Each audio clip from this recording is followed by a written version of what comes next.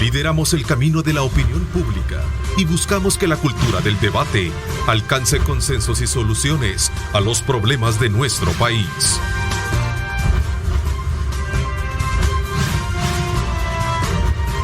Diálogo con Ernesto López, edición especial. 6 de la mañana con 31 minutos. Bienvenidos. Qué gusto, qué placer enorme saludarles en esta mañana de día viernes, 3 de marzo de 2023. Como siempre, agradecemos a Dios Todopoderoso, en primer lugar, a ustedes que están pendientes de nuestra señal, de la continuidad de nuestra programación, en el marco de nuestra celebración de los 30 años de estarle ofertando a todos los salvadoreños, desde luego, una buena programación. Así es que desde ya, muchísimas gracias por compartir con nosotros esta celebración. Queremos desde luego esta mañana darle la más cordial bienvenida a nuestro staff del día viernes de esta edición especial. Saludo cordialmente a Marvin Aguilar. ¿Cómo estás, Marvin? Gusto saludarte. ¿Qué tal, Ernesto? Buenos días, Tania. Walter, y un saludo a la audiencia. Espero les guste el programa hoy esta mañana. Gracias, gracias, Marvin. Con los guantes puestos, Marvin. No, bueno, Tania, ¿cómo estás? Qué gusto saludarte, Tania. Gracias, Ernesto. Un gusto estar acá nuevamente con toda la audiencia del Grupo Megavisión y por supuesto el Walter. Marvin ya listo también. Sí, el café. Sí, el café. Estamos bien. Walter, Bien. Gracias. Buenos días, Gracias. Ernesto, compañeros. Gracias. Qué gusto estar acá. Bueno, de hecho, el propósito, como siempre lo manifestamos, es trasladar los diferentes puntos de vista que tienen ustedes con respecto a los temas que colocamos sobre la mesa y que pueda nuestra población televidente sacar los insumos convenientes para que puedan construir su propia lectura de estos hechos. Así es que desde ya les invitamos a que participen, nos puedan hacer llegar sus comentarios, sus preguntas, utilizando siempre el canon del respeto, sin insultos y por supuesto sin deslegitimar los argumentos por no pensar de igual manera. Así es que desde ya bienvenidos, vamos inmediatamente a hacer un abordaje de temas importantes. Esta semana, sin duda alguna, las declaraciones del presidente de Colombia, Gustavo Petro, quien criticó el encarcelamiento de jóvenes pandilleros, jóvenes, decía él, en el Centro de Confinamiento de Terrorismo CECOP. De alguna manera trajo consigo una serie de reacciones hasta el mismo presidente de la República para poder tener de alguna manera un cruce de palabras con relación a este tema. A ver, Marvin, el resto, y Tania, igual Walter, ¿cuáles son los puntos de vista que ustedes pueden tener con relación a estos puntos neurálgicos que han creado esta, digamos, discusión entre mandatarios? Hay una especie como de tendencia ahorita en América Latina, donde vemos que los presidentes latinoamericanos están opinando sobre otros gobiernos, aunque esto signifique que ellos tengan algunas deudas, ¿verdad?, dentro de sus propios países. Digamos que el caso de Nicaragua y Perú ha demostrado, por ejemplo, esta semana Perú ha retirado a su embajador de México porque López Obrador llamó a Dina Boluarte gobierno espurio, ¿verdad? Entonces, que es una palabra bastante fuerte para referirse a un gobierno. Gabriel Boric y el presidente Fernández de Nicaragua y Petro también de Colombia han criticado a Daniel Ortega por ese acto, digamos, inhumano de quitarles la nacionalidad a 200 nicaragüenses. Y bueno, hoy Petro habla sobre cómo combatir la delincuencia en El Salvador. Y es comprensible porque hay dos formas de ver el mundo, ¿no? Una ¿es culpable el sistema o el hombre, el individuo, a la hora de cometer un acto delincuencial, o es culpable la sociedad o el hombre? Entonces hay el primer mundo o los países que tienden a la civilización occidental. Pero es que tú en la sociedad excluís al gobierno, perdón que te interrumpa. No, pero Estado-sistema, el hombre o el sistema, ¿verdad? ¿Quién es el culpable? El sistema. El hombre. Okay, entonces, en el primer mundo, en los países desarrollados, en los países occidentalizados, se cree que, el sistema, si funciona y vos cometés un delito, entonces el culpable es el hombre y hay que castigarlo. Pero donde el sistema es injusto y no permite al hombre salir de la pobreza, donde hay una exclusión histórica, donde hay problemas de educación y de poderse desarrollar, pues entonces es el sistema. Y lo que debe de atacarse para combatir y prevenir la violencia es el cambio de sistema. Entonces, Petro impulsó en Bogotá, cuando fue alcalde, una política que le llamó la Bogotá humana, ¿verdad? Entonces, y por eso es su posición de que cambian la ciudad con universidades. Es más, él estaba inaugurando una universidad en ese momento. Entonces, diciendo que esa es como la salida. Lo que sucede es que entre gitanos no nos leemos las manos, ¿verdad? Los latinoamericanos yo creo que podemos opinar de nuestros países, ¿no? Somos el mismo idioma, las mismas creencias, la misma descendencia. Entonces podemos, digamos, criticarnos o opinar. Yo, por ejemplo, lamento que El Salvador, teniendo un vínculo bien cercano con Nicaragua, no le hayamos ofrecido la nacionalidad a Sergio Ramírez Mercado, a Yoconda Belli, por ejemplo, y a más nicaragüenses por ese acto de la dictadura nicaragüense. Entonces, por decirte algo, ¿no? Okay. Pero es esto, pero tienen el derecho por ser centroamericanos. Exactamente, o sea, por eso digo, era solo de ofrecérselo, como recordarles que tienen ese derecho. Y dejamos que Colombia o Chile les ofreciera las nacionalidades. Con mucho más facilidad pueden ellos entonces optar una nacionalidad. El artículo 90 de la Constitución facilitan dice que son salvadoreños por nacimiento los costarricenses, los nicaragüenses, los guatemaltecos y los hondureños. Ya los tiene la Constitución salvadoreña. Interesante ese tema. Entonces, si hemos dicho en otras oportunidades que en Nicaragua hay una dictadura y que a mí me parece extremo quitarle la nacionalidad a alguien que no piense o esté en disidencia con un gobierno, entonces, y hay un vínculo con los nicaragüenses, cuando cae la dictadura somocista, muchos nicaragüenses agarran para acá. Aquí están establecidos todavía. Y creo yo que es comprensible por los discursos políticos. Ahora, en El Salvador,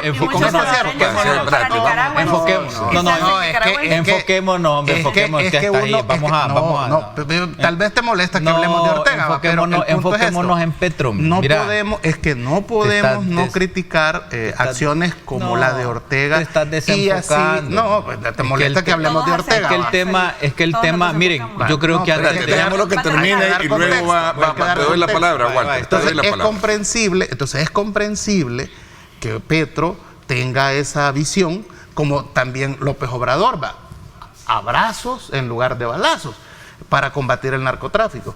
Y también creo que es válido que en el caso salvadoreño hemos encontrado por ahora una solución inmediata a la asfixia, a la extorsión, a la desesperación que estos grupos criminales tenían sometido al país.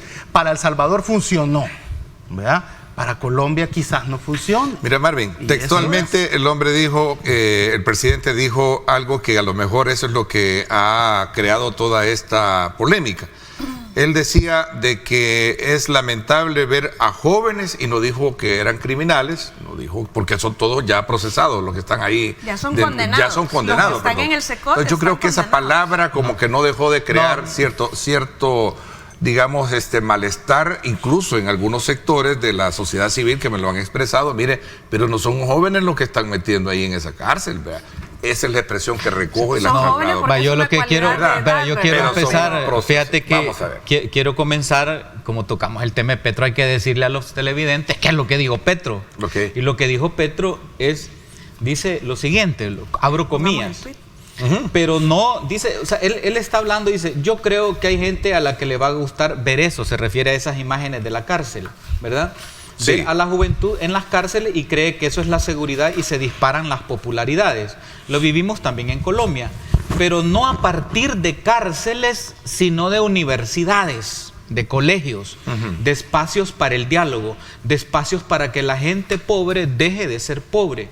Ese es el camino, y es un camino muy diferente que hay que analizar. Entonces, el punto es la segunda parte del comentario, porque no lees la primera. Ya es lo que ¿Qué dijo en la primera? En la primera dice, yo creo que hay gente a la que le va a gustar ver eso.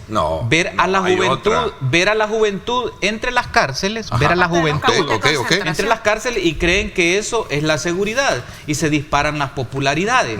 Dice, el presidente, otro párrafo. Los campos de concentración es la primera, creo que el presidente de El Salvador se siente orgulloso porque redujo los homicidios.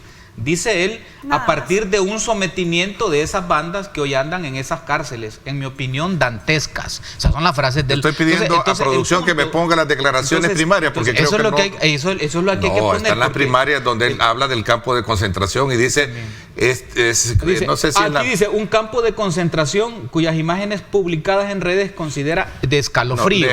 No, lea antes de campo de concentración. Del escalofríos, dice, bueno, durante el discurso Las en el bandas allá distrito son las Federico. mismas maras acá, Sí, no, pero Dice, no, lee antes de concentración. Y producción me puede poner ahí, por favor. La cosa. Es decir, el punto aquí, Oigamos en lo que a lo Petro. buscan, Oigamos si ya lo tienen, hay que ponerlo, es pero lo que ponerlo con, necesito. Oigamos la declaración. eso hay que ponerlo y discutirlo, ok. ¿verdad? Porque No me puedo meter en otros países del campo de concentración de El Salvador, lleno de jóvenes, miles y miles encarcelados, que le da a uno escalofríos. Yo creo que hay gente que le gusta eso, indudablemente, ver a la juventud de entre las cárceles, y creen que eso es la seguridad, y se disparan las popularidades, indudablemente, lo vivimos también en Colombia. El presidente de El Salvador se siente orgulloso porque redujo la tasa de homicidios a partir, dice él, de un sometimiento de las bandas que hoy andan en esas cárceles, en mi opinión, dantescas. Pues nosotros logramos lo mismo. Claro, la prensa no nos Ok, lo va a... veamos. Ahí 2 veces te menciona, y ahí es donde yo te quiero hacer ver la observación que hacen algunos. sí, Que él menciona jóvenes. por eso, Yo creo que se pero quedó después corto. dice, 2 veces te lo después dice bandas, Claro, después dice bandas. De Vaya, acuerdo. ahora va mi análisis, porque Ok. yo quería, ¿qué dijo el hombre? Ahora va mi análisis. Mira, yo creo que Petro le ha dado un jaque mate al presidente de El Salvador. Jaque mate en política internacional, es decir, cuando una verdad es irrefutable. Es irrefutable. Es decir, ese elemento de jóvenes, bueno, es parte discutible, pero es un jaque mate. ¿En qué sentido? Bueno, cuando te dan un jaque mate, a veces es mejor guardar silencio, pero porque no existe nadie con raciocinio lógico que defienda que es mejor construir cárceles que universidades. O sea, el planteamiento de él es, nosotros resolvimos los homicidios con universidades, con colegios, con diálogo. Él lo que dijo, no solo dijo universidades, pero en este es un debate realmente perdido, porque en cualquier lógica con raciocinio, fíjate que nosotros, por lo menos yo lo planteé en diversos puntos y en diversos debates, cuando comenzó eso y dijimos que había que apostarle a la educación, no a este tipo de formas para resolver el asunto de la seguridad. Entonces, eso, ¿verdad? Eso siento yo que es importante decirlo. Lo explica muy bien el presidente de Colombia, Petro, lo dice muy bien. Y cuando lo plantea de esa manera, ¿cómo vas a defender tú que es mejor construir cárceles que universidades? Es decir, es indefendible. Es decir, es cuando te ponen un jaque mate a nivel de debate. O sea, lo que tienes que hacer es, bueno, al final vas a decir, a nosotros no funcionó, pero entonces viene la reflexión y decir, bueno, ¿qué pasa con esta generación nuestra? Pues, o sea, si nosotros defendemos que es mejor construir cárceles que universidades, esta generación, perdónenme, pero es una generación en retroceso, perdónenme, ¿verdad? Es una pobre generación que no ha descubierto, digamos, que el desarrollo, que el porvenir, que el bienestar de los pueblos está sobre la base de la educación. Es que ese es un planteamiento básico. Nadie cree que entonces ese tema es indiscutible, Claro. es decir, es indiscutible. Pero O sea, antes ¿cómo tienes que resolver Pero un si es- problema si es que te ha discutible, rebasado, pero si es que se ha discutible. rebasado socialmente, Pero que que es la criminalidad y la delincuencia. Es que sí, perdón. Esa frase está sobrevaluada, que más universidades, menos Sí, cárceles. Yo creo que es de más acuerdo. educación y mejor formación en valores, porque nosotros tenemos universidades por montones que en realidad lo que hacen es mercantilizar al estudiante, pero no nos están produciendo mejores ciudadanos. Entonces yo creo que más va por mejor educación o educación de calidad y formación en valores que cárceles. Yo creo que lo hemos discutido y aceptado en este panel, que la cárcel más grande de Latinoamérica, con mayor capacidad del mundo, todo lo que queramos, no es un orgullo porque es el reflejo del estado fallido que hemos tenido en El Salvador, y entonces por eso es que a partir de ahora en adelante es responsabilidad absoluta del gobierno actual qué va a pasar en las comunidades desde donde se han extraído a estos criminales, porque es el momento entonces para evitar que se reproduzca este flagelo. Pero cuando nosotros hablamos de jaque mate, para retomar las palabras de Lick, yo creo que el jaque mate se le dio en realidad a las pandillas, no hay otra manera de expresarlo. Todos los presidentes en Latinoamérica, como dice Marvin, están en una tónica de meternos en la situación de otros países. De hecho, el presidente Petro inicia diciendo no me voy a meter o no me quiero meter en cosas de otros países, pero inmediatamente lo hace. De hecho, también lo hizo el presidente Guillermo Lasso, también en su momento varios presidentes han criticado a El Salvador, sin embargo, ahí vimos también a un Guillermo Lasso hincándolos a todos, sacándoles las fotos casi que en calzoncillos, hasta las mujeres, porque también tienen sus terroristas. Las bandas son las mismas maras y los ciudadanos de sus países se están dando cuenta que al final estas mano duras son efectivas, porque nosotros venimos de un proteccionismo, en mi opinión, intensificado, innecesaria o quizás injustamente, hacia los criminales terroristas, porque yo hago la división entre el derecho penal común o los procesamientos comunes de personas de delincuencia común, sujetas a procesos por delincuencia común, y los terroristas. Definitivamente, cuando nosotros hablamos de un exceso de garantismo, en mi opinión, de protección de las garantías y los derechos de los terroristas, especialmente los condenados, lo que estamos haciendo es o protegiéndonos contra las manos duras, como lo hizo nuestra sala ya por el 2004 o 2007, que declara inconstitucional la ley antimaras. Lo que se hace es proteger en exceso a los terroristas en detrimento de todos los muertos que tuvimos en todos esos años, cuando se pudo haber puesto un alto en El Salvador para que se creciera el fenómeno de las pandillas al nivel al que llegaron antes de las capturas. Entonces, ¿qué es lo que pasa? ¿Qué es lo que se refiere el presidente Bukele? Un montón de muertos mientras nosotros buscamos tener universidades reales, no reales, sino que universidades que realmente mejoren la calidad del ciudadano en educación, en valores, que los valores vienen desde el hogar, o hacemos algo que sea realmente disruptivo, contundente, eficiente y además eficaz, que está siendo admirado por los ciudadanos en el mundo. Los presidentes están reaccionando contra Bukele por su éxito, porque sabe que su ciudadanía necesita seguridad y que es la seguridad lo que les están reclamando, y por eso es que salen y se meten con el presidente que actualmente tiene la mayor aceptación a nivel mundial, y están reconociendo que la mano dura es efectiva y es necesaria.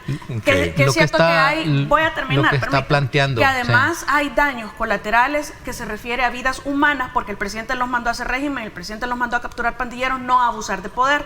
Cada quien va a responder eventualmente por sus actos de abuso, pero lo cierto es que en la cárcel, de la forma en la que están, era una necesidad generada por los estados fallidos anteriores, esta mega cárcel, y que entonces es mejor que estén ahí, aunque seamos criticados por hacinamiento, pero se está resolviendo el tema, a que los tengamos afuera y sigan matando y extorsionando, y a los familiares que continúen con esta dinámica, que no se quieren reincorporar a la sociedad, una sociedad decente, pues que también los metan presos, porque no solo se trata de hablar de que son jóvenes, porque jóvenes es una cualidad, es cierto que son jóvenes, pero son criminales, son asesinos y de lo más bajo.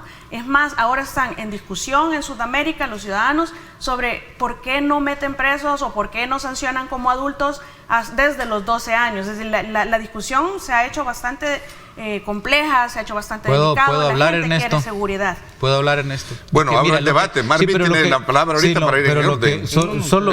Vamos, abrimos el debate. Mira, entonces, lo que quiero plantear yo es que lo que ha hecho Petro es genial, porque él ha planteado que hay otro camino para resolver el tema de los homicidios. Y es válido. Y es válido. Bueno, no, entonces es otro camino. Entonces, al plantearlo de esa manera, y al plantearlo, digamos, de esa forma retórica, inaugurando una ampliación de una universidad, lo que pasa es que a las personas que defienden la narrativa del presidente actual en El Salvador, ¿verdad?, de que defienden ese tipo de régimen, etcétera, lo que les sucede es que les hace un cortocircuito. O sea, es lo que digo, un cortocircuito en su pensamiento. Miren, disculpen, sí existe la posibilidad de resolver ese problema desde otro camino. Eso es lo que él ha planteado. Es decir, existe otro camino. Entonces, ¿cómo es eso? Sí, es que es posible. Ahí están los ejemplos, ahí está. Entonces, ¿qué es lo que pasa? Yo creo que hay que calmarnos, sosegarnos, observar esa realidad y decir, sí hay otros caminos que no son el autoritarismo, que no son esa represión que te lleva, es decir, a justos con pecadores, ¿verdad? Ese sistema que tiene en esas cárceles esa cantidad de gente capturada injustamente, como dice American Rights Watch, ¿verdad?, enredadas indiscriminadas. Entonces, ese sistema, dice, hay otro camino. Entonces, es el planteamiento. Entonces, mi reflexión es que les ha provocado, ¿verdad? Por eso hablaba yo de jaque mate, ha provocado un cortocircuito en el sentido de decir, miren, no es así tampoco. Ahora, a mí me llama la atención, ¿verdad?, el hecho de que nos obligue a pensar que sí hay camino y que si el camino es la educación, porque tú no puedes resolver un problema creando otros problemas más graves. Es decir, tienes que buscar una solución que sea una solución integral. Claro. Y lo ha dicho, fíjate, Miguel Cruz, que estuvo en el IDOP, Instituto de Opinión Pública de la UCA, y ahora está en la Universidad de Estados Unidos. Y él es un experto en seguridad, en esos son los temas. Sí, y él dice, mire, mucho, ¿no? hemos analizado, dice, este régimen de excepción y esta política contra el crimen que tiene el presidente de El Salvador, y lo hemos visto, dice, que no es una estrategia contra la inseguridad, que es una estrategia electoral. Así lo dijo él y fue publicada. Entonces hay que analizar todas esas aristas. Yo lo que estoy planteando es que qué bueno que lo puso en el debate Marvin, Petro. Hay una cosa que es interesante. Tania planteó un punto bien elemental, que es al que tú te estás refiriendo. ¿Qué viene ahora? Ahora cae la responsabilidad en el Estado, en el gobierno, qué hacer con aquellos lugares para poder de alguna manera hacer la apuesta bajo esa lógica de desarrollo social, educación, salud, ahora que ya los territorios ya no cuentan con ese índice de criminalidad que teníamos antes. Hay algo que en filosofía se llamaba el pensamiento latinoamericano, que es necesario estudiarlo, ¿no? Es correcto. Petro ha planteado otra forma de hacer las cosas, es correcto. El Salvador tiene otra forma de hacer las cosas. ¿Es saludable que se plantee en la mesa que se puede hacer de otra manera? Sí, porque se maneja a veces un discurso que solo hay una única forma de poder hacer las cosas. Cuando el presidente costarricense dice, Costa Rica no vamos a usar eso, es porque lo que tú hablabas de las responsabilidades de los muertos, las torturas y los gente inocente en Costa Rica, quien va a responder es el presidente. Entonces el presidente, si ordena reprimir los problemas de delincuencia que tiene ahorita Costa Rica, que los tiene, que se ha disparado a la normalidad costarricense, ¿verdad? Y si él ordena hacer eso, cuando esto pase, el responsable es el presidente. Entonces él no quiere verse después en procesos penales porque ordenó él torturar, matar. Sí, pero es que el presidente no va a ordenar torturar ni matar. El problema es que él es el responsable en Costa Rica pero los abusos, el presidente no ha mandado a torturar. Claro, pero es que ha mandado a capturar pandilleros. Es que en Costa Rica, sí, es que tú lo estás viendo a nivel de El Salvador. En Costa Rica el juzgamiento va a ser de arriba hacia abajo. ¿Y qué hace el presidente? Pedir colaboración a los jueces para que no los dejen libres. Exactamente. O sea, ahí nos vamos a estar mientras están todos los muertos. Porque no tiene el valor de enfrentar los costos que genera ordenar un régimen y poner orden en su casa. Pero si ustedes se acuerdan, en la época de la guerra, todo el mundo amaba a los militares. Mira, hoy ¿quién sale a defender a los militares que están siendo procesados por masacres o por muertes o por violaciones 40 años después? Cuando ya incluso ellos ya lo único que tienen es la pensión, no tienen poder, no tienen dinero para defenderse de todo lo que les acusan. Entonces, nadie va a querer verse, creo yo, más adelante procesado. Imagínate todas esas demandas que han pasado. Marvin, todas esas demandas que van a venir de la gente capturada injustamente, que ya aceptó el gobierno de 3,000, pero esto ya va por más, o los muertos, esas demandas. Entonces, esas son hay una ley que permite la indemnización económica. Claro. ¿Cuánto le va a costar al Estado estas muertes, estas torturas? O sea, más adelante, no ahorita, va. Sí, entonces, y ahí van a salir nombres de funcionarios que estuvieron a cargo, digamos, ¿verdad? De todo nivel. De todo nivel, custodios, jefes, medio jefes. Todo. Entonces, lo que quieren, es más, tú planteabas lo de Ecuador. Lazo, Guillermo, el presidente Lazo, acaba de perder las elecciones precisamente porque Abraham Sociedad perdió la Asamblea Legislativa, perdió las alcaldías, hizo un referéndum donde quería... Metió preso 7 jueces. Exacto, donde quería él reformar la Constitución para hacerla más, digamos, más estricta, si puedo usar esta palabra, y perdió sus 8 propuestas, o sea, perdió totalmente después de ser popular. Entonces, habrán sociedades que quieren represión, pena de muerte, ¿verdad? Aquí, en Latinoamérica, sí las habrán. Habrán otras que se pueden asustar si decís que vas a empezar a suspender garantías constitucionales. Habrán otras que se pueden asustar, es correcto. Entonces, en resumidas cuentas, cada país debe de resolver sus problemas como puede. Sí, ¿verdad? sí, pero Entonces, vos, pero sí, qué, no, qué- claro, es que vamos a ver. Sí, Sergio pero- Ramírez Mercado decía que Centroamérica, decía una vez, nos contaba de las visitas que iba a El Salvador, que Centroamérica era la parte más latinoamericana de América Latina. Vamos a ver. Sí. Precisamente No, yo le porque los suramericanos, ¿verdad?, tienen una forma de ver la realidad y nosotros tenemos otra forma de ver la Fíjate que realidad. aquí hay una pregunta Sí, que le hacen a los tres sí, para sí. poder salir un poco Sí. del embrollo en el que se encuentran, dice un televidente. Pregunta, ¿por qué no pensar de que primero hay que resolver el tema de la criminalidad que se había desbordado en el país y luego entrar a hablar de un escenario como lo plantea Pet? Es que primero, primero Yo ¿por creo que y fallo, alguien- ¿por qué no porque es un pensar? equilibrio. Mira, es que a mí me da Mira, más- alguien aquí escribe, Al revés, es que no hay que plantear al ponerse plan- primero plantealo al los revés. zapatos y después los calcetines. Es que plantealo Primero al- se ponen los calcetines No. y después el La zapato. No, universidad al donde revés, no puedes ir a Ernesto. estudiar, ¿de qué te sirve? Ah, mira, Ernesto, ¿Qué piensa? Yo que es le traslado lo que que es al revés. ¿Cómo es? Que esté Alfredo? equivocado el televidente. ¿Por ¿Sabes qué? por qué está equivocado? ¿Por qué dices tú que no? Porque está equivocado, porque lo que hay que resolver es el problema del hambre, es el origen, problema de la exclusión, es el problema de la pobreza, porque eso es lo Pero que ha mira- generado, espérame, eso es lo que ha generado inseguridad. Y tú vienes a creer que vas a resolver el problema de la inseguridad encarcelando, cuando lo que hay que resolver son los problemas estructurales que tiene este país.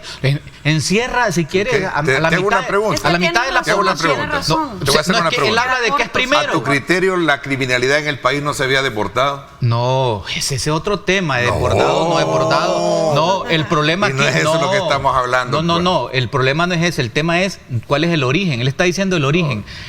¿Con qué vamos a empezar, Ernesto? Ok. ¿A encerrar a la gente o a resolver el problema ¿Por de qué la no lo pobreza? hicieron y los el hambre? gobiernos Pero anteriores la hace cosa- 30 años? ¿Por qué vamos a hacer? porque no le No, tocó. Hay una entonces cosa. tenemos que hacer, ¿sabes qué? Es encontrar para este país, digamos, una solución que aborde los problemas desde su raíz.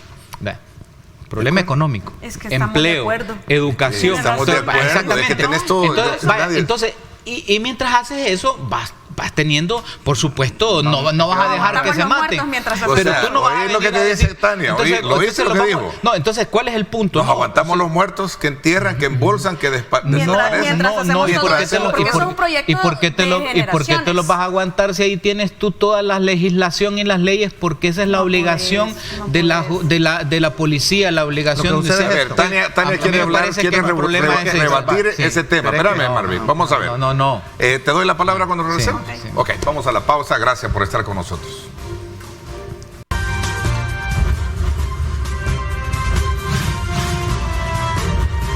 Diálogo con Ernesto López, edición especial.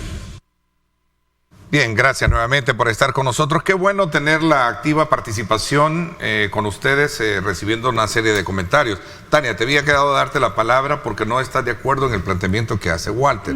Parcialmente. ¿por qué? Lo que sucede es A que ver, yo creo cuéntanos. que nadie ha dicho que él no tenga la razón. De hecho, el presidente tiene la razón, Walter tiene la razón, él y Walter tiene la razón, pero no es excluyente el hecho que tengas que trabajar las bases, a que tengas que resolver un problema que te está matando cientos de salvadoreños y te los está matando por montones, y los muertos no los estamos poniendo nosotros. Los está poniendo la gente que ahora está satisfecha con los resultados de la implementación tanto del régimen como del plan de control territorial. Entonces, ¿por qué tenés que esperar 2 generaciones a cambiar la cultura de El Salvador, a cambiar un país que no ha tenido oportunidades, que ha sido empobrecido por los corruptos que hemos tenido y que están impunes? Entonces, ¿por qué vamos a nosotros esperar 30 años, 20 años, 40 años para comenzar a tratar el problema que tenemos en este momento, que nos está asesinando gente inocente? Porque si nosotros no hacemos esto que hizo el presidente Bukele, lo que sucede es que se empieza a trabajar en bases a donde las universidades, por más que las tengas, aunque sean de calidad, que no fueran mercantilistas como lo que tenemos actualmente, muchas de ellas, pero entonces, ¿de qué te sirve si no se pueden trasladar? Porque lo que primero te daba el terrorista era tu libertad de circulación, porque si no le pagabas la extorsión, te matabas, si tú cruzabas un límite, te mataban, porque el territorio era de ellos, la población estaba sometida a su régimen, era un gobierno paralelo.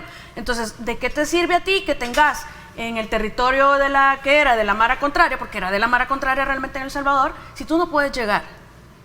¿De qué te sirve que tengamos 500 universidades de calidad si tú no tenés la posibilidad real de llegar hasta la universidad. Porque en el camino te agarraban. Porque en el camino te agarraba, si sos mujer, corrías el riesgo de que te agarraba el marero también. Si eras hombre, ¿qué tenías que resolver primero entonces? Entonces, las dos cosas, puedes trabajar ambas, es que ninguna es excluyente. Tenías que hacer esto.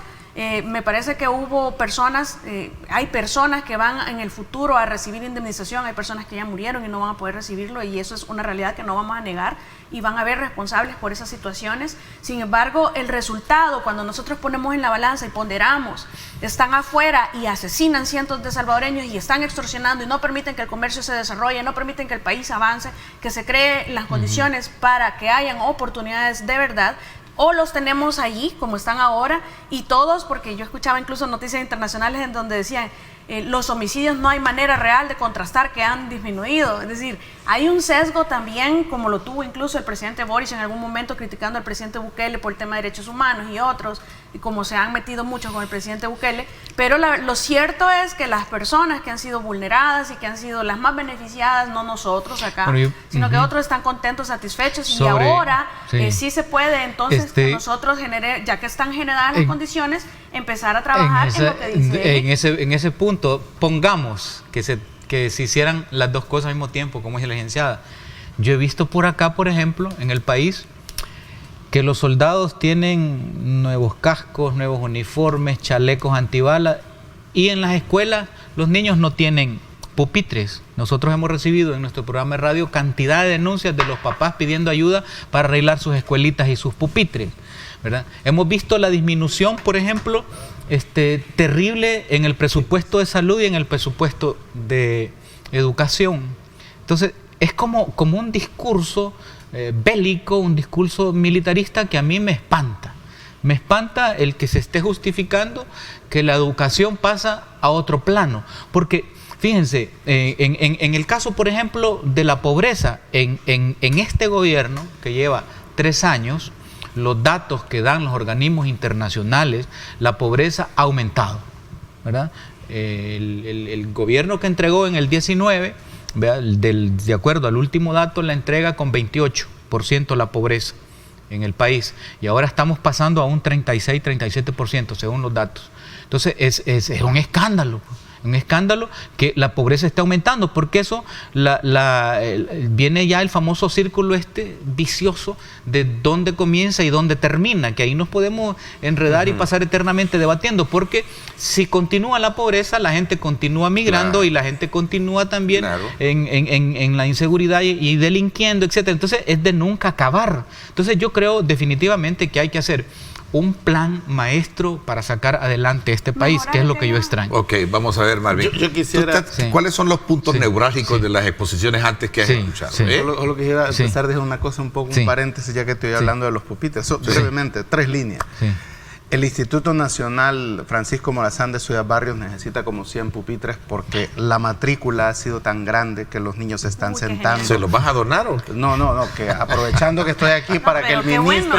la matrícula ha incrementado la inscripción y necesitan 100 pupitres. Así que si el Ministerio de Educación, el señor ministro, puede enviar esos pupitres a Ciudad Barrios... Porque ahora pues tenés la oportunidad de que esos alumnos lleguen hasta ahí y usen los pupitres. Exactamente. Entonces, pero para eso le tenés que dar seguridad al soldado y al policía. Exactamente. Me acordé de lo que tú acabas de decir, que es un tema que es cierto que hay que atenderlo. Pues. Yo creo que lo que le hace falta a tu análisis es cómo aterrizar, cómo resolvemos lo inmediato. Por ejemplo, todo gobierno, si tú gobernás ahorita, te dan a gobernar ahorita, te vas a topar con problemas de ya, que tenés que darles, soluciones ya, la gente quiere ya. Ese es un problema de los países latinoamericanos. Entonces eso hace que cualquier gobierno sea efectivo, tiene que ser efectivo. Entonces tú tenés un problema de tantos muertos diarios, tenés un problema que tenés que resolverlo ya de extorsión, que la gente ya no aguanta, que se suben a los buses. O sea, a pedirle a la gente ahí, a extorsionar. Sí, pero no vas a resolverlo con cualquier cosa. Tengo un problema allá, entonces voy a ir a negociar con las pandillas. ¿Qué es lo que pasó aquí? ¿Qué es lo que pasó aquí? Fíjate bien, esto que está haciendo el presidente Bukele ahorita, lo quiso hacer Arena, pero no pudo, porque tenía una procuradora para la defensa de los derechos humanos que le advirtió, la doctora Lamani de Carrillo, que le advirtió que si hacía eso, ella se iba a poner, iba a criticar fuertemente eso. Tenía una asamblea legislativa, ¿verdad?, que le advirtió. ¿Estás hablando de la negociación con las pandillas? No, estoy hablando yo pensé que de poner un estado de excepción, ¿verdad? De poner un estado de excepción, ¿verdad? No, a la negociación con las pandillas nadie se opuso, todos lo hicieron, ¿verdad? Todos lo hicieron.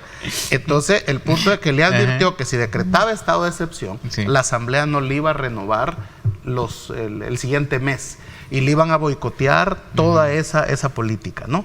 Y que si él se empecinaba en esa cuestión de reprimir el órgano judicial, iba a declarar inconstitucional.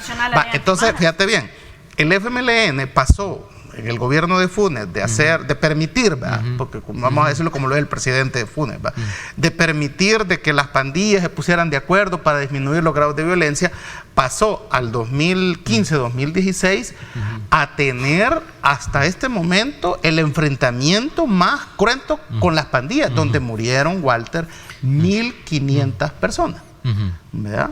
Entonces murieron 1.500 personas en el gobierno del venerable profesor Sánchez Serén. Entonces, el punto es que se puede criticar eso, se puede alabar, se puede defender o se puede silenciar como tú querrás, pero tuvieron estos gobiernos en su momento que tomar una decisión inmediata. Claro, está la cuestión a largo plazo, que es la de la prevención, que lo hemos hablado aquí. Entonces, lo que falta aterrizar es cómo resolver lo inmediato en tu análisis, creo yo, y tú has explicado perfectamente cómo debe ser a largo plazo. Entonces, un gobierno tiene que llevar, perfecto, como dices tú, las dos cosas a la vez, ¿verdad? Debería de ser lo ideal, las dos cosas a la vez, porque en este país todo urge. Urgen los pupitres en Ciudad Barrio, urge reparar una calle allá en el cantón en Lolotique, urge reparar, ¿verdad?, me imagino, urge un hospital, para niños, urge un hospital para niños en la zona oriental. Es que todo urge, pues. Es que en tu planteamiento, pero tenés que tomar decisiones políticas de qué vas a hacer esto. Para la gente, el principal, cuando vos gobernás, ¿verdad?, quieras o no usar las encuestas, dice ¿cuál es el principal problema de los salvadoreños? ¿Y cuál era? La seguridad. Entonces, cualquier político va a intentar resolver ese problema. Unos pactando con las pandillas, otros negociando con ellas, otros dejando que ellas negocien. Bueno, ha optado, entre otras cosas, ¿verdad?, en reprimirlo, desarticularlo. Abel Guerrero les escribe y dice, Ernesto, buenos días. Decir que este régimen ha dado resultados buenos, es decir, que este régimen ha dado buenos resultados, pero también ha habido cosas malas, dice. O sea, ambas cosas. Pues sí, es lo que yo estoy planteando, pero yo sí quiero, es lo que yo estoy planteando, ¿verdad? Exactamente, pero por ejemplo, en el planteamiento que dice Marvin, de que urge atender lo inmediato, ahí hay que agregar una palabra. ¿Cómo atender lo inmediato? Dándole sostenibilidad en el tiempo, que es lo que yo siempre he dicho. Correcto. A mí que me digan que este sistema funcionó 3 meses después de que se terminó el régimen de excepción. Quiero verlos. 3 meses después. Ahorita podemos decir misa, ¿verdad?, pero después si hay sostenibilidad. Mira, Felipe Calderón, ¿verdad?, le declaró la guerra a los narcos mientras estuvo García Luna, que por cierto acaba de ser enjuiciado en Nueva York. No, condenado en Nueva York, condenado. Y era el gran rey, el super policía, y que luchaba y montó una guerra y que etcétera, y que más de 2,000 muertos en México. Bye. Y atendió lo inmediato, ¿eh? ¿Y cuántos no le aplaudían en esa sociedad derechista? Y mira ahora cómo está. Te lo digo porque... pero ¿qué sabemos hoy? Mira qué interesante. Exactamente. Y de esto tiene que cuidarse el proceso. ¿Y qué sabemos hoy? ¿Qué sabemos hoy? Y de eso que estás mirando, tiene que cuidarse el proceso salvadoreño actual de combate a la guerra contra las pandillas. ¿Por qué no funcionó la guerra contra el narcotráfico en México? Porque hoy sabemos que Genaro García Luna, ministro de Seguridad Pública de México, pactó con el cartel de Sinaloa para perseguir a los Zetas, perseguir al Jalisco de Nueva Generación, perseguir a los Beltrán Leiva. Entonces, claro, eso no era una guerra. Eso era beneficiar a un cartel para que los otros le dejaran las plazas y los negocios libres. Entonces ahora vos decís, ahora decís, ya después nos dimos cuenta, y hoy nos damos cuenta de que, de acuerdo a lo que plantea el fiscal de Estados Unidos, que ha demandado a 2 funcionarios del gobierno de El Salvador en una corte en Estados Unidos, que presenta mencionados en el juicio, están mencionados en la bitácora ahí del juicio, y que ya me imagino que... Y es bueno aclararlo en esta plataforma, que son mencionados, porque ya andan memes de que ya los van a venir a capturar, ¿verdad? Entonces, pero es parte de un proceso. Exacto. Pero quiero decir, bueno, entonces, si hubo negociación con las pandillas al más alto nivel, ¿verdad? Entonces, ¿cómo se explica todo eso? Pues, ¿cómo es que hay guerra contra las pandillas y no los extraditas cuando te lo... ¿Cómo que hay guerras por las pandillas y los estás sacando por la frontera a los líderes? O sea, hay cosas que te causan, te mueven ahí cualquier raciocinio. Pregunta entonces, acá un televidente, porque vamos a aprovechar. En el caso de Colombia también han habido negociaciones y se han establecido acuerdos, dice alguien, con relación a grupos que tenían delincuencia.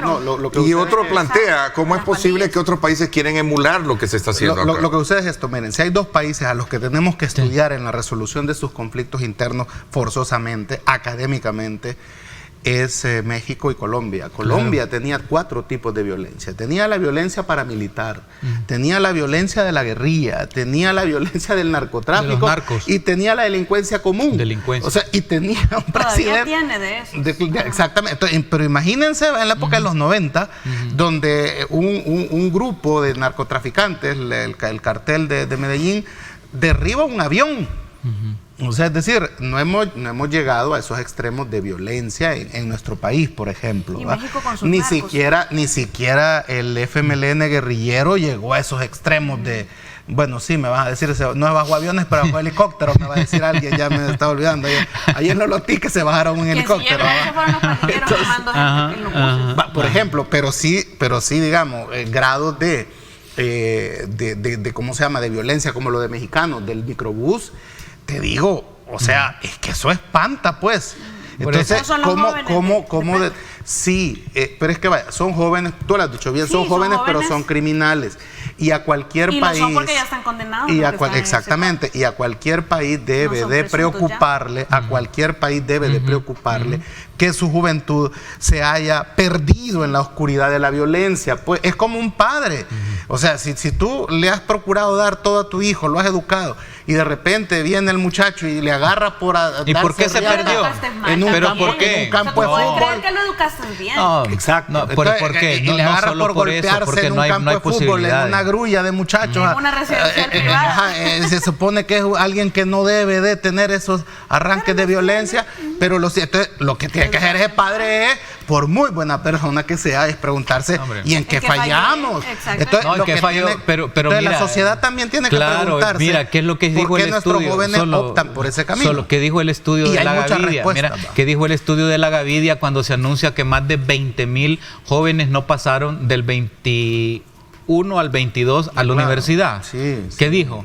Que solo tenían 3 caminos, ¿verdad? Uno era la migración, la pandilla.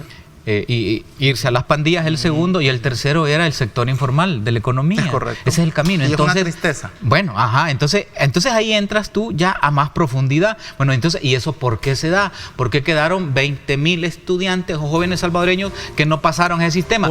Porque el modelo salvadoreño es un modelo educativo, excluyente. Por eso que estás diciendo. Claro. Por eso entonces, Tesla no pudo, no le interesó poner aquí en su planta.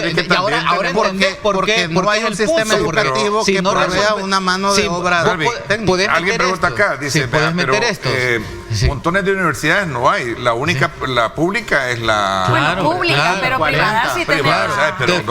Por eso estoy hablando del mercantilismo del estudiante.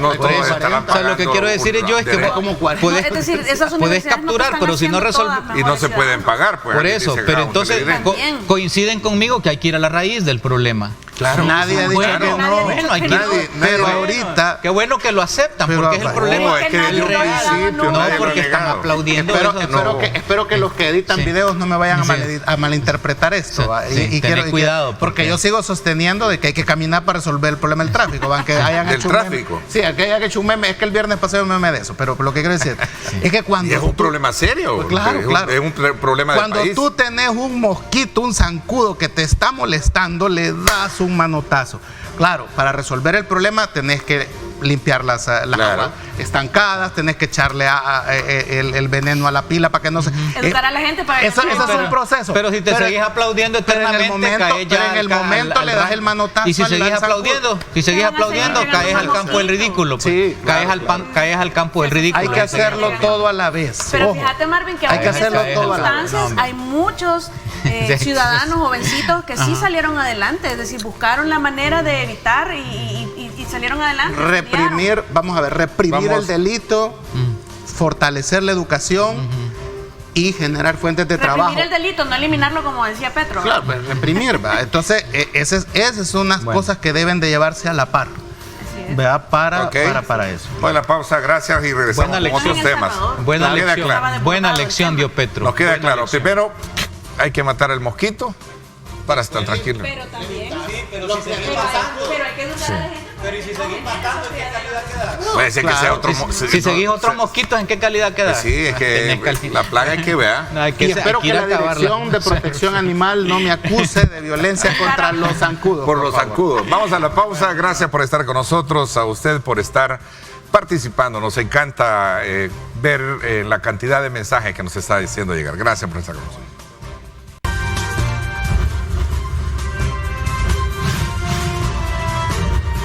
Diálogo con Ernesto López, edición especial. Bueno, gracias nuevamente por estar con nosotros. Sin duda alguna, ya creo que agotamos los puntos y los contrapuntos con relación a esta polémica creada a raíz de las declaraciones emitidas por el presidente de Colombia con relación al tema del régimen de excepción, las capturas y el tema de la megacárcel de Tecoluca. Creo que es importante también hablar de un escenario en el país que ya los partidos políticos están haciendo sus reacomodos y sobre todo también proyectándose de cara a los próximos comicios electorales. Tania. Sí. Si no, yo, mira, primero, te vi en un debate con Julio, muy interesante, hablando del FMLN, estabas tú y también estaba Manuel Flores, el Chino Flores. Mira, es que lo que pasa es que de pensamiento diferente, pero... Es que mira, lo que pasa es que, bueno, los dos somos de izquierda, ¿verdad? Entiendo yo que hay un objetivo común, ¿verdad? Que es, bueno, transformar este país y recuperar la democracia, ¿verdad?, perdida, y la institucionalidad perdida, pero por caminos diferentes, ¿verdad? Es decir, el planteamiento que él lleva es por un camino y nosotros como Movimiento Izquierda Salvadoreña por otro camino. Pero fíjate que, bueno, el debate fue interesantísimo. Ahora, a mí me ha llamado la atención cómo se han activado los partidos tradicionales. Se activó Arena, se activó el FMLN habla de cambio de estatutos, ¿verdad? Arena religió a su presidente del COENA que tenía, ¿verdad? Están entrampados ahí en el Tribunal Supremo Electoral con la admisión de 3 nuevos partidos que vienen, ¿verdad? Que están ahí a punto de ser ya, darle la autorización como partidos políticos, es decir, se está como el engranaje, digamos, electoral partidario se está moviendo. Ahora, hay un dato que yo sí quisiera mencionarlo, y es que, y lo planteé en ese debate, y es que realmente hay posibilidades, digamos, en estas futuras elecciones que vienen, ¿verdad?, de si los partidos opositores o los partidos de oposición logran un consenso, una unidad y llevar una fórmula única, ¿verdad?, sí es posible derrotar al partido Nuevas Ideas. Si es posible derrotarlo. Si se hace una especie de unidad, si se construye una fórmula, digamos, unificadora, cohesionada, pero podría... Estás hablando del reacomodo de los partidos. Claro, porque claro, es que los partidos, mira, si los partidos tradicionales, digamos, más los nuevos partidos... Bueno, Arena ya eligió nuevas autoridades, ¿no? Claro, Arena tiene nuevas autoridades, el FMLN tiene nuevos estatutos, está el partido Vamos, el partido nuestro... ¿Van a cambiar o cómo van a resultar? Porque tienen su polémica ahí, ¿no? Sí, ya lo reformaron. Lo reformaron, por ejemplo, para permitir menos solo 2 periodos a los funcionarios, abrirse un poco a la juventud, abrirse a los jóvenes. Por un tercer periodo bueno, entonces, pero por ejemplo, si tú ves toda la oposición que tenía Arena, FMLN, Vamos, Nuestro Tiempo y nuevos partidos que están surgiendo ahí, que están ya por ser aprobados, ¿verdad? Si lograran hacer una especie de una unidad nacional opositora y llevar yo digo que sí, se podría hacer, digamos, unas elecciones interesantes donde se podría, digamos, por lo menos hacer cosquilla y poner al partido Nuevas Ideas, que ha estado bastante arriba, digamos, en un entredicho, porque tener 60 puntos Nuevas Ideas y en la última elección tener 30, y en la última encuesta tener 34, de poner las barbas en remojo y ni han salido. Veámoslo en el análisis y en el contexto de la realidad. Sí, te lo digo más solo allá porque, de cualquier otra postura. No, pero de carácter, es que importante el debate político. Te lo planteo solo porque yo me recuerdo cuando Norman Quijano salió y el profesor Serén salió. Norman Quijano tenía 54 puntos y el profesor tenía 11. Yo me acuerdo de esa elección porque yo vi la portada en ese momento, que era una encuesta de la prensa gráfica, y me quedé sorprendido. Y mira cómo se fue avanzando. Yo creo que sí hay posibilidad de que tengamos unas elecciones reñidas. Ese es mi planteamiento. Okay, a partir de los movimientos. O Marvin. Ese es mi planteamiento. Vamos al análisis político, no a posturas políticas es, de acuerdo a la concepción de ustedes ideológica. Es de felicitar ese programa que hizo Julio Valdivieso, que me imagino a esta hora de estar dormido. En pijama. Ajá, porque planteó un debate que muy pocas veces se da en los programas de televisión. Es un debate de izquierdas, por ejemplo, ¿no?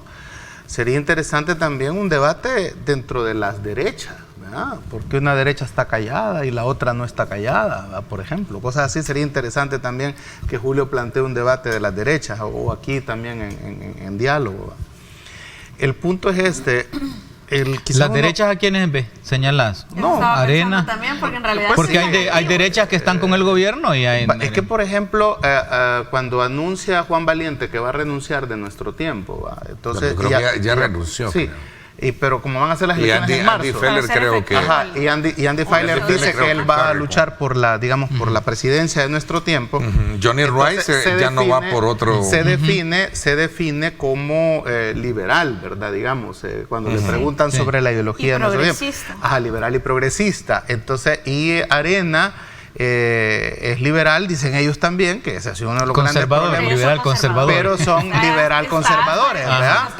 Ajá, exacto. Entonces, ese debate sería interesante para saber qué podemos entender y por qué eso impide el despegue, digamos, de la derecha como una opción real de poder.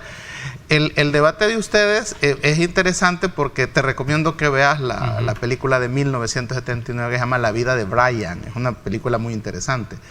Entonces ahí aparece uno de los grandes dilemas que tiene la izquierda, ¿no? Y es que ahí ves vos que nunca pueden sublevarse contra el Imperio Romano porque está el Frente de Liberación Israelí y el Frente de Liberación... es ficción. Hay que aclarar que es ficción, porque ya Romano y el tiempo no te cuadra, pero sí.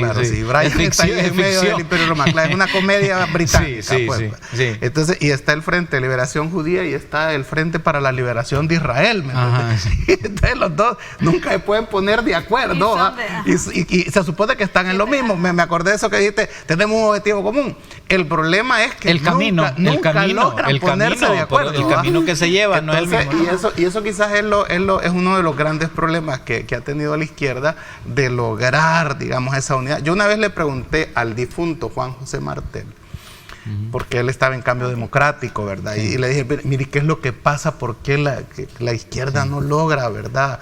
Y tú ves a Dagoberto por otro lado, a Dagoberto Gutiérrez, ¿verdad? Y al FM. Y es que el problema, me dijo, es que todos quieren ser generales.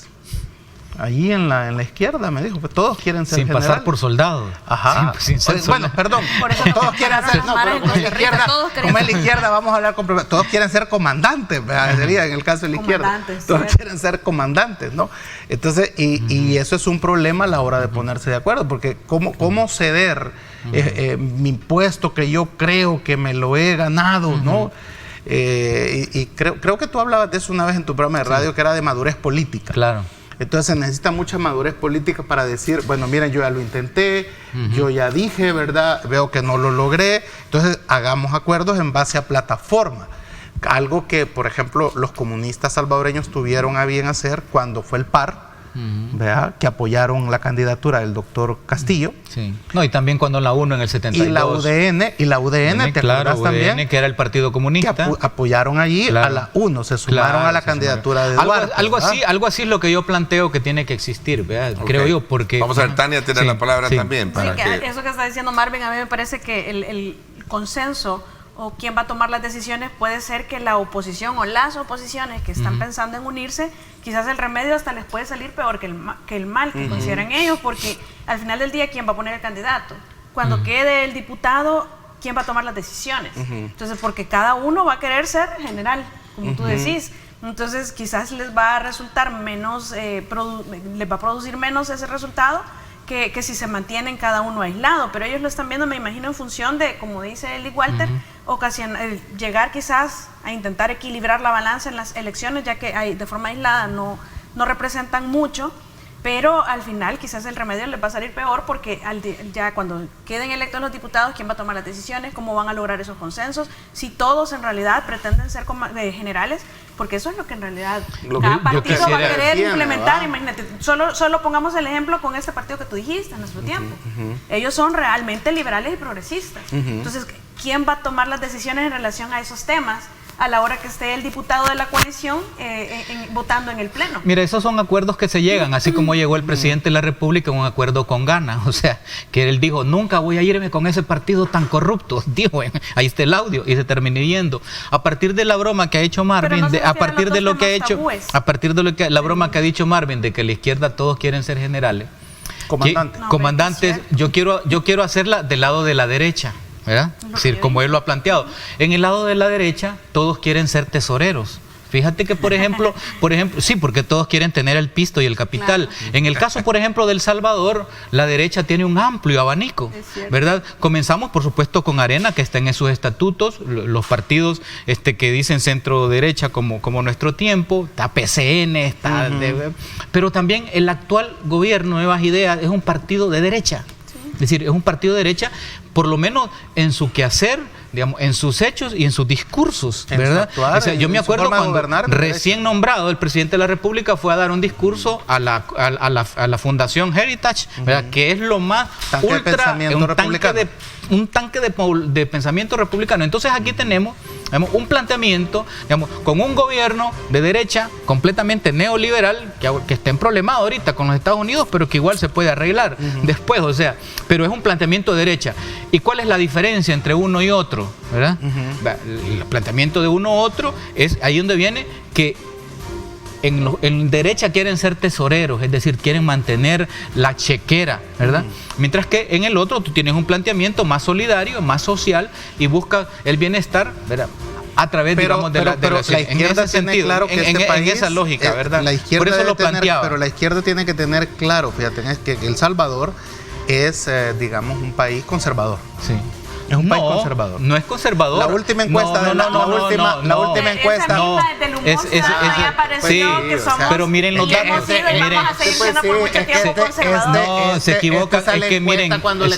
No, hombre, miren. La misma encuesta me parece. Me da una pena porque un académico no puede absolutizar. Eso se les quita. La mayoría. Eso no va. Ahí está. Entonces, sí, hay un 33% cuando le preguntan, que se proclama de derecha, 33%. Hay un 27% que dice que es de izquierda.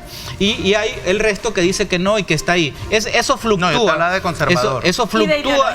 Pero eso, lo que quiero decir es que está fluctuando. Ese resultado es de partidos políticos. No, pero lo que quiero decir es que de conservador o liberal. Lo que quiero decir es la mayoría es conservadora. Lo que quiero decir es que hay que hablar con rigor, porque no puedes decir, este es un país conservador. No hubiese existido una guerrilla por 12 años, hermano. No hubiese tenido... ¿Cuántos eran los guerrilleros? Permitime. No hubiese existido, digamos, una gestión, ¿verdad?, por 10 años de izquierda. Es decir, es ilógico. Claro. O sea, aquí hay un porcentaje más alto de conservador. Lo dicen las encuestas, yo lo reconozco. Ya te dije un 33%, pero hay un 27% que fluctúa entre 25, 29, a veces 30, dependiendo cómo está la situación y dependiendo los liderazgos. Esa fluctuación dependerá del candidato. Pero no es. ¿Y de dónde crees tú que vino el apoyo a la actual Nuevas Ideas? De la gente descontenta del FMLN, que ahora ya abrieron los ojos. ¿Y dónde crees que van a ir? Bueno, están en búsqueda. Entonces esa es una pregunta. Esa es una pregunta. Lo que sucede es que el FMLN tiene un problema moral. Tanto Arena como el FMLN es moral. El problema es moral. Es decir, cuando yo he escuchado a Manuel Flores, por ejemplo, que dice que va a ser precandidato por el FMLN, ya incluso pedir perdón, ¿verdad? Reconocer que hubo errores durante y que él porque le hemos dicho que tienen que sincerarse, que se hace la impunidad contra los que cometieron delitos contra su partido. Y él se excluye de haber pasado o haber sido cómplice de la corrupción de la que se pueda señalar. Entonces, yo te decía, dos cosas hay que considerar. Este país es conservador. Eso no quiere decir que hay que renunciar a los ideales progresistas. Así es. Eso no estoy diciendo eso. Quiere decir que hay que saberlos cómo plantear. Efectivamente, que ustedes luchen por la educación, que todos luchemos por la educación, es positivo, porque un país entre más educado es más liberal, el decir que un país entre menos educado es más conservador. El decir que alguien es de derecha progresista es un contrasentido semántico. Seguimos con ese análisis, entonces. Es un país conservador o no. Voy a la pausa, gracias por estar con nosotros. Se puede.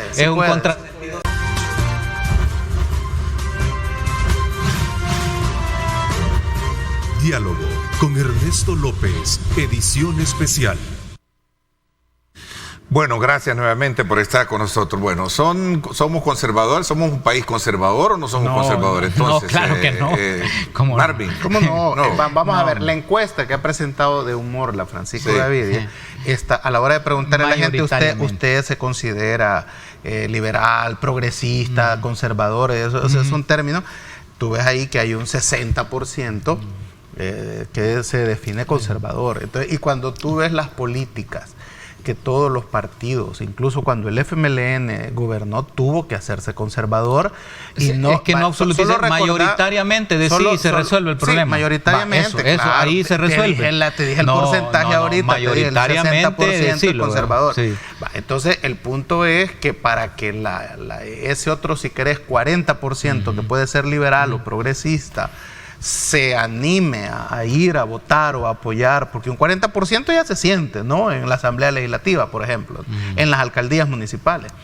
Tiene que ser con buenos candidatos. Es interesante lo que tú planteabas en el programa con Julio Valdivieso sobre una posible coalición con el FMLN. Y tu movimiento, me refiero, yo voy a ir más allá, una alianza de las izquierdas. Regresemos al análisis más allá de la puntualidad de los intereses cada uno tiene. ¿Es posible ese 40%? O sea, ¿por qué cuesta unificar ese 40% en relación a un objetivo que podría ser la toma de las alcaldías? Marvin, vamos a dar un poquito el análisis y después ocupen estos análisis ya puntuales. Voy al tema del Tribunal Supremo Electoral con el tema de presupuesto, por ejemplo. Que es otro de los puntos neurálgicos a raíz de la figura del voto en el exterior y sobre todo por considerar que serían, según la historia misma, que representan el presupuesto como que el más caras de los últimos años. Y partiendo del supuesto que ya no van a haber modificaciones en circunscripciones ni...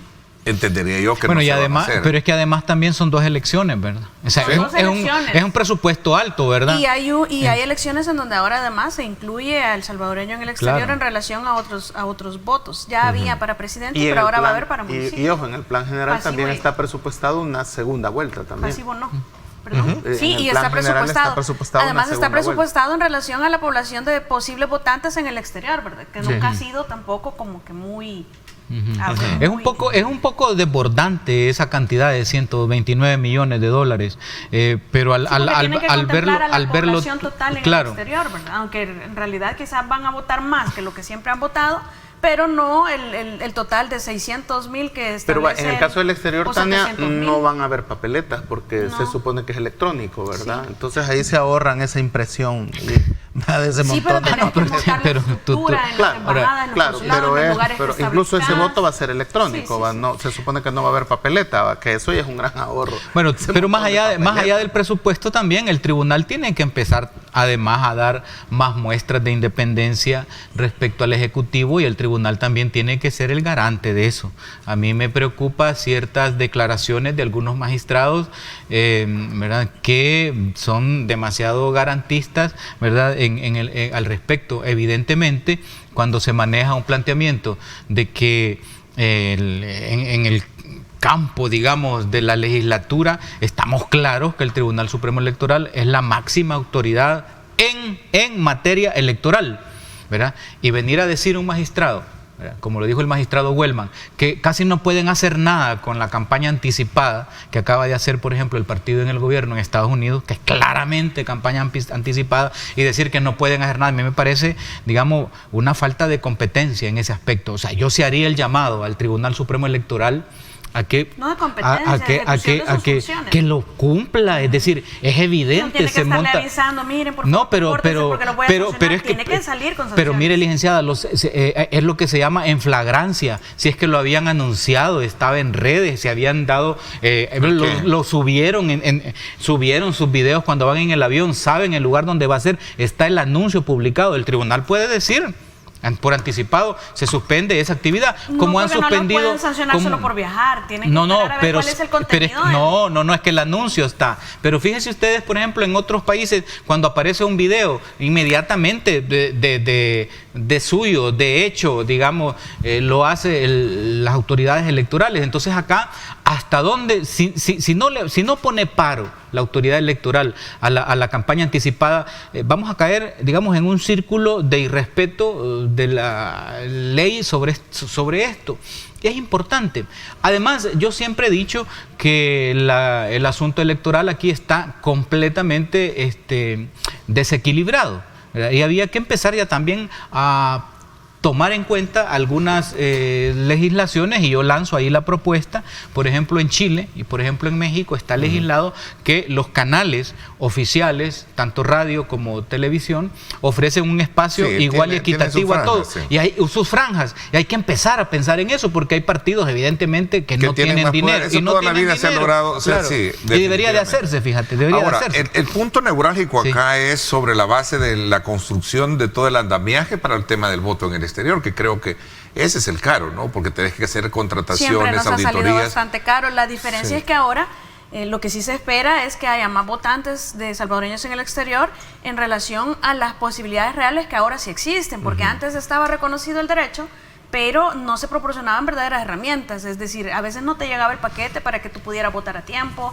las dificultades que tenías de trasladarte, es decir, había una serie de complicaciones que a mí me hace recordar todas las complicaciones que hasta por decreto existen contra los no partidarios para candidatearse, porque en realidad aquí estaba el reconocimiento del derecho, pero no estaban las herramientas verdaderamente El ministro de Hacienda dice asegurar un presupuesto general para las elecciones y que se respeten las convicciones democráticas, dice. Será caro, o sea, jamás será caro, perdón, jamás será caro. Sí, porque lo que estás hablando es de darle la máxima oportunidad a la gente. Bueno, siempre el tribunal ha hecho un presupuesto y siempre se lo han recortado. No es la lo que ya consideran el recorte dentro del presupuesto. Sí, yo creo que ya pida para ofrecer, como es la cosa, así va. Entonces, es normal. Ahora, sí hay que, obviamente, es por la forma en que se va a votar en el exterior, y que hay que hacerlo porque es una promesa electoral y es un derecho de los salvadoreños. Incompleto todavía, pero exactamente, entonces hay que hacerlo. Y creo que va a quedar ahí demostrado qué tan interesados están los salvadoreños en votar. Sí, porque hay una media, hay mucha facilidad. Sí, hay una media estadística. Sí, que se supone que no va a ser tan alto como no solo en nuestro medio, o sea, es que general. Lo que en términos practican otras sociedades, porque siempre ha sido menor, no sé por qué. Es un universo que es bueno para como fenómeno estudiarlo. Voy a hacer una pausa y te doy la palabra. Porque ya será después de la elección que podremos ver qué tan efectivo o interés tienen los salvadoreños en el exterior en votar. La política como no, México, por ejemplo. Bueno, Pero si la diáspora... México es su padrón electoral. Exacto. Sí. Creo que vota el 30%. 50 millones afuera. Ajá, y el 30%, Y solo 35%, poquito. creo Sí, que. entonces, 200,000. No hay que hacerse tampoco. La diáspora ya despertó, la diáspora ya despertó.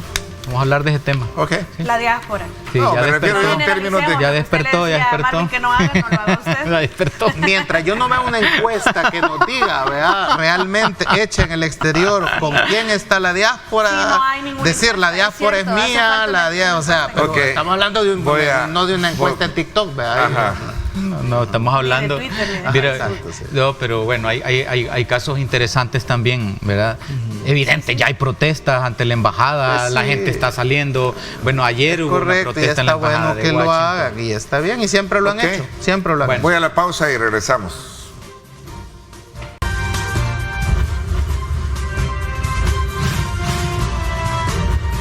Diálogo con Ernesto López, edición especial. Bueno, gracias. Solo quiero leer un dato, solo quiero Sí. leer un dato de corrección O de conocer, en tenés cuanto razón. a que el voto en el exterior es la primera vez que tiene presupuesto. Pidieron 70 millones, se asignaron 59.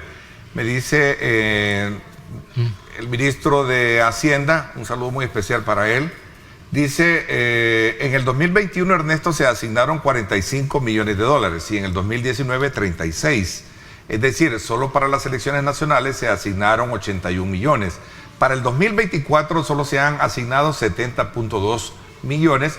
Voto en el exterior es primera vez que tiene presupuesto. Y estoy viendo y creo que este dato les va a servir mucho para el debate. Saludos a tus panelistas. Está muy bien. O sea, 70, Gracias, 70 ministro. millones entonces, 70 millones. Sí, sí. O sea, entonces pidieron 100 y pico millones nosotros. Mira, Bueno, ¿en qué había- en qué lo había que- quedado? no, yo lo que quería plantear era lo de la diáspora, ¿qué es, decía que- es que mira, es irrefutable que la No, diáspora hay está una media despertando. que no vota según diáspora. las apuestas que Sí, tienen otros sí, países claro, con el sí. voto en el exterior, no llenan muchas veces la... Bueno, es que fíjate que, por ejemplo, cuando se va a las elecciones del presidente de la República en el 19 era contundente el respaldo. Tú lo veías en cualquier ciudad, tú ibas a cualquier restaurante en Estados Unidos y cualquier cosa, y aquello era una avasalladora el respaldo, digamos, en el 19. Pero ahora eso ha cambiado en la diáspora. En la diáspora tú empiezas a ver protestas afuera de las embajadas, tú empiezas a escuchar, a ver los mensajes, ya en las redes sociales ya empieza a haber debate, discusión, las familias empiezan a pensar, es decir, porque Bueno, pero el ejercicio del poder... pero también ves porque apoyo, hombre, No, porque hay no, desde concentraciones luego, de apoyo. eso Yo no es veo innegable. ese desgaste. Pero lo que quiero, O sea, lo que es parte del hay- desgaste, entonces no se puede, digamos, decir de que toda la diáspora está con el acuerdo, gobierno, de acuerdo. ni tampoco está en contra, pero lo que quiero decir es que hay un despertar. Mejor tú Hay un como despertar, estudiosos, sí, mira el sí. término de ese fenómeno. ¿Por qué estadísticamente nunca un voto en el exterior cuando hace, por ejemplo, Honduras, México? Tú pusiste el ejemplo de México, ¿con cuántos millones de votos? Eso tiene Y no mucho lo que tienen. ver. Fíjate bien, durante no se aprobaba el voto exterior, había un problema. Hay que empezar explicándolo así. Arena no lo quería aprobar porque decían, es que todos los que se han ido, ¿verdad? Por el problema resentido del sistema económico, y si les damos de votar, pueda que voten en contra de nosotros. La izquierda te decía, te argumentaba, mira, es que si aprobamos el voto en el exterior, ellos ya se corrompieron allá con el sistema capitalista, entonces son, ¿verdad? Y no van a querer votar con la izquierda. ¿verdad? No, había, pues sí, o sea, Exagerado, no, escuchabas no. eso, ¿cómo no? ¿Cómo no? Se veían ¿Cómo no? comentarios que porque no vivían Exacto, ahí. porque no, es decir, No, hombre, sí, mira, los gobiernos de pero izquierda son los que promovieron la ley del pues sí, exterior. pero la promovieron, vea, no como debió haber sido. Ajá. No entremos en el debate de que los exacto. comandantes, Sí. ¿cómo es? Entonces, ¿Cómo los quiere ser tesoreros, comandante? ah, Ya y tesorero. tesorero. ¿De izquierda quieren ser los dos? Se ve Sí, que sos y- tesorero, Marvin. Se Sí, ve en que la sos izquierda tesorero. ves, ocupa 3 cargos. Sí, no lo dijiste. Se ve ¿verdad? que usas Entonces, como pero el tesorero. punto es este. Sí. Pero Ah. ¿qué es lo que le pasa Ajá. a un salvadoreño o a cualquier nacional que se va de su país? Se va porque no puede vivir aquí por diferentes motivos, ya sea porque no encontró trabajo, ya sea porque la libertad personal no la puede expresar aquí, y por reencontrarse con su familia. Esas son las tres formas tres por principales. las que se van los salvadoreños en este Ya caso. eliminaste una. Va, entonces el punto es este. Cuando tú decidís irte, porque no te sentías bien aquí, llegas a un nuevo país y te das cuenta que esa es la nueva realidad. Y tenés que renunciar a la realidad que tenías anterior si querés, digamos, encajar, quedarte ahí. Entonces es el idioma, por ejemplo, si tenés que cambiar tu lengua materna, es la comida, es la forma de pensar, es las libertades que ves allá, que aquí no las hay. Incluso hay un fenómeno interesante que algunos antropólogos en Los Ángeles lo están haciendo, y es este. Los mexicanos, fíjense, mantienen su religión católica, pero los salvadoreños cambian de religión allá. La gran mayoría de salvadoreños han dejado de ser católicos y se han vuelto cristianos, evangélicos, pentecostales. Eso es mormones. Es un dato Sí, interesante. bueno. Entonces, ¿por qué está pasando eso? Y es porque y se olvidan, hay unos que se olvidan del país, sí quieren venir a ver cómo era antes, sí se acuerdan de la comida, la preparan allá, compran los productos, ¿verdad?, que pueden llegar del Salvador, y se recuerdan cómo les cocinaban cosas aquí, las hacen allá. Pero por eso el argumento de, bueno, si aquí crees que está bien, ¿por qué no te venís?, es bien difícil, porque ellos incluso saben que su retiro, la pensión que van a obtener allá, jamás la hubieran tenido. Sí, pero aquí. a propósito Entonces, de eso va haciendo, sí. y ves con los hijos. Sí. Por ejemplo, mis primos. Pero ya los hijos ya No, pues sí, pero ahí te metiste ya, por ejemplo, ahí te metiste a la historia te metiste a la historia de la migración. Los primos, pues, o sea, lo estoy reduciendo. no, pero pero los primos que se tengo puede yo, contar ahora. dice, mira, pero fui a El Salvador, conocí, pero no me gustó, ¿y a qué voy a ir? ¿Por qué me voy a regresar? O sea, es decir, entonces eso te va haciendo que te vayas separando. Pero estamos hablando del asunto del voto o no voto de los hermanos allá. Mira, hay una cosa bien extraña en la ley. Pero estoy explicando que es debido a ese rompimiento lento, ¿verdad?, que se va dando entre los salvadoreños. Es multifactorial. Que le agradeces a lo que tenés allá y que te das cuenta de una cosa, porque hay un dato bien interesante. Es que el país sigue siendo, en esencia, el mismo país de siempre. Y cuando venís aquí y ves que aquí todavía las libertades individuales, fíjate bien, que aquí sigue siendo en su mayoría la gente conservadora, y que cuando va allá, bueno, por lo menos ya precisaste, que le gusta la chequera, y que cuando va allá ve libertades que aquí no hay, porque aquí te han dicho que están prohibidas y que no se pueden aprobar, y allá ves que sí funciona, y que el que estén aprobadas no quiere decir que aquel país sea degenerado, y que al contrario, que las libertades que tiene Canadá es la que le ha hecho ser la potencia que es.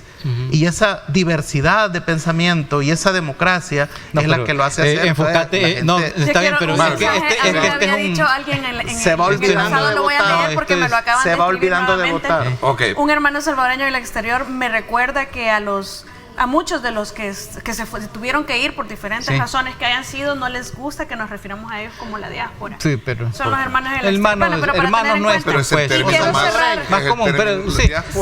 No les gusta. Pero bueno, peor es decir hermanos lejanos. Lo que sucede, peor es de dónde venimos de hermanos lejanos. De alguna manera se pueden sentir excluidos. Pero lo correcto es salvadoreños. Yo quiero explicar. Un abrazo para ellos. Correcto. Quiero cerrar con una idea. Nosotros, bueno, antes, en el 2019, a propósito de lo que le decía Elick Walter, sí se decía de que no iba a ganar el presidente Bukele porque no habían hecho territorio, por muchas razones, porque no había estructura, y también que eran troles los que estaban a favor, pero al final fue completamente diferente. No va a ganar en primera vuelta, pero pasó todo lo contrario. Entonces lo mismo puede estar que estemos hay una cosa importante ahora. Que no van a votar, pero al final del día quizás sí lo vayan a hacer. Sí, 10 segundos. Imagínate en 10 segundos mi idea. No, lo que quiero decir es que hay una cosa rara. Para votar a nivel digital tenés un mes, pero para votar presencialmente solo un día en las embajadas. Es bien extraño de la ley. Y segundo, sí hay ya rechazo. Les silban, les gritan cuando llegan los diputados y todo allá. Eso no lo podemos ocultar. Entonces, el análisis, digamos, que yo quería decir es que invitar a los amigos en el exterior a los hermanos nuestros que voten, que participen, que lo hagan efectivo, que dejen un registro de su voto, o sea, que hagan uso de eso y que expresen su realidad. Ya no tengo tiempo. Tienen hasta el 5 de noviembre para cambiar su domicilio los salvadoreños en el exterior si quieren votar por los diputados de sus departamentos. Si no cambian el domicilio, van a tener que votar por los diputados de San Salvador. Misión cumplida de ofertarle, como siempre, a nuestro público los diferentes puntos de vista con relación a los temas que colocamos sobre la mesa. Cada quien tiene la oportunidad de sacar lo bueno, lo malo y por supuesto construir su propia fotografía de estos temas. Gracias, Walter, gracias Marvin, gracias Tania, gracias a ustedes por estar y continuar con nosotros. Arriba mi gente ya viene como siempre con una alta carga de energía positiva para que usted pase una feliz mañana. Gracias, pásenla bien y como siempre recuerden lo más importante, amar a Dios sobre todas las cosas. Lideramos el camino de la opinión pública y buscamos que la cultura del debate alcance consensos y soluciones a los problemas de nuestro país.